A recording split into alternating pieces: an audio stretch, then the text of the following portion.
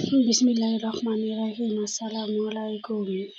কেমন আছেন বন্ধুরা? সকলকে আমার রান্নাঘরে স্বাগত জানাচ্ছি।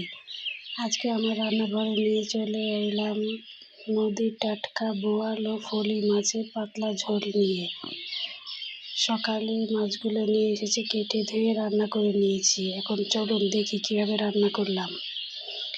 এখানে এই যে একটা বোয়াল মাছ সুন্দরভাবে কেটে ধুয়ে নিয়েছি, আর একটাই ফলি মাছ ছিল, সেটা বোয়াল মাছের মধ্যে নিয়ে নিয়েছি। আলাদা আবার একটা কীভাবে রান্না করবো, ওই জন্য বোয়াল মাছের সঙ্গে নিয়ে নিয়েছি।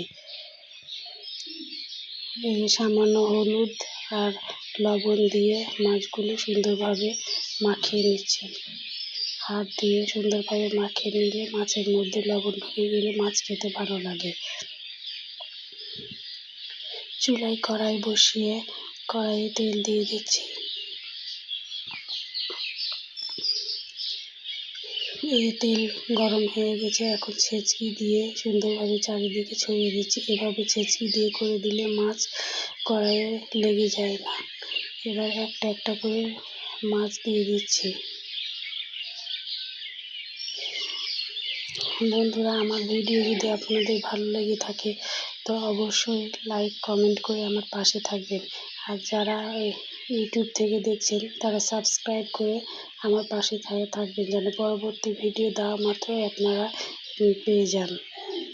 আর যারা ফেসবুক থেকে দেখছেন ফলো করে আমার সঙ্গে থেকে যেতে পারেন। এই সুন্দরভাবে উল্টা পাল্টা করে দিচ্ছি। আমি মাছ কিন্তু একদম কড়াভাবে ভাজবো না, আমি হালকাভাবেই ভাজবো। যেহেতু নদীর টাটকা মাছ, তাই হালকাভাবেই ভাজবো। এই যে ভাজা হয়ে গেছে, এখন একটা একটা করে মাছগুলো উঠিয়ে নিব। লেজগুলো যেহেতু পাতলা, সেগুলো আগেই ভাজা হয়েছে, আর চাকাগুলো একটু মোটা, এই জন্য একটু দেরি হলো, যে এখন উঠিয়ে নিলাম। এই মাছ ভাজা তেলে পেঁয়াজ কুচি দিয়ে দিলাম। পেঁয়াজকে এখন হালকা বাদামি কালার করে ভেজে নেব। যে বাদামি কালার হয়ে গেছে,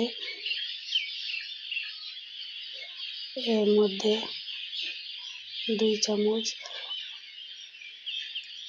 পেঁয়াজ আদা রসুন বাটা দিয়ে দিলাম। একসঙ্গে আমি বেটে রাখি পেঁয়াজ আদা রসুন, এতে সুবিধা হয়, আলাদা আলাদা দেওয়ার ঝামেলা থাকে না। স্বাদ মতো লবণ দিয়ে দিলাম, হলুদের গুঁড়া দিয়ে দিলাম, জিরে গুঁড়ো দিয়ে দিলাম, মরিচের গুঁড়ো দিয়ে দিলাম। এখন মশলা সুন্দরভাবে কষিয়ে নিচ্ছি। এই যে দেখেন মশলা থেকে তেল ছেড়ে গেছে।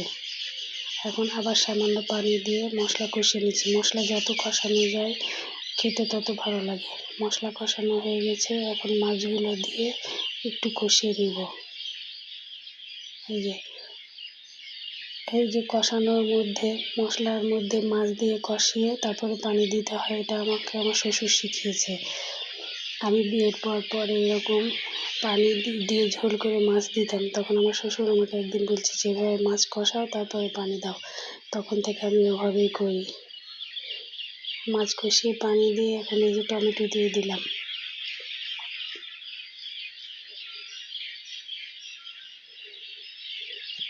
টমেটো দিয়ে ঢাকা দিয়ে দিলাম। কিছুক্ষণ পর ঢাকা উঠে যে টমেটোগুলো সিদ্ধ হয়ে গেছে।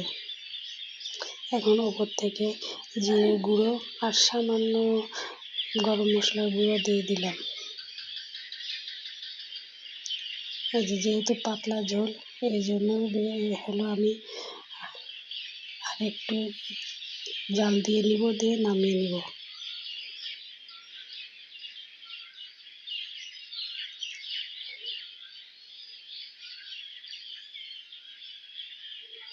এই যে হয়ে গেল আমার সুন্দর পাতলা ঝোল।